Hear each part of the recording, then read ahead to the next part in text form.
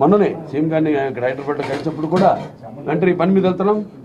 So వెంటనే మీ యొక్క సహాయ సహకారాలు ఆయన ఎక్కువగా ఎప్పుడు ఒక హిందూపురం అంటే ఒక ప్రత్యేకమైన, ఎందుకంటే ఆయన కూడా చెప్పారు మొన్న, ముఖ్యంగా మా బాలయ్య కాదు అక్కడ అది పార్టీ వ్యవస్థాపకులు స్వర్గీయ శ్రీ నందమూరి తారక రామారావు గారు ఆయన ప్రాతినిధ్యం వహించిన కాన్స్టిట్యుయెన్సీ, అలాగే అది కాకుండా కూడా భౌగోళికంగా ఎంతో మంచి భవిష్యత్తు ఉన్న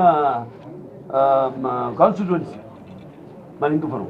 పక్కనే ఎయిర్పోర్ట్ ఉండడం కానీ, లేకపోతే ఆనాడు నాన్నగారు ప్రారంభించిన పారిశ్రామిక వాడైతేనేమి, లేకపోతే తర్వాత చంద్రబాబు నాయుడు గారు ఏదైతే అనుసంధానం చేసి ఈ యొక్క హెచ్ఎన్ఎస్ఎస్ నీళ్లు అందించడం అయితేనేమి, అభినవ భగీరథుడు ఆయన, అలాగే కియా లాంటి పరిశ్రమలు రావడం అయితేనేమి, ఇప్పుడు ఇంకా ఎన్నో పరిశ్రమలు ముందుకు వస్తున్నాయి, చర్చలు జరుగుతున్నాయి వాళ్ళతో, వాళ్ళకి కావాల్సిన అవసరాలేంటి వాటిలన్నింటినీ కూడా.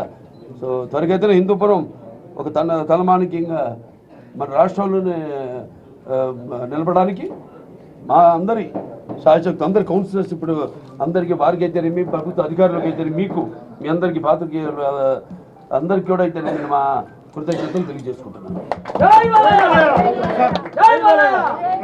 సినిమాల్లో పాటు రాజకీయాల్లో కూడా బాలయ్య తిరుగులే అనుకోవచ్చా? నిస్వార్థంగా ఎటువంటి స్వార్థం లేకుండా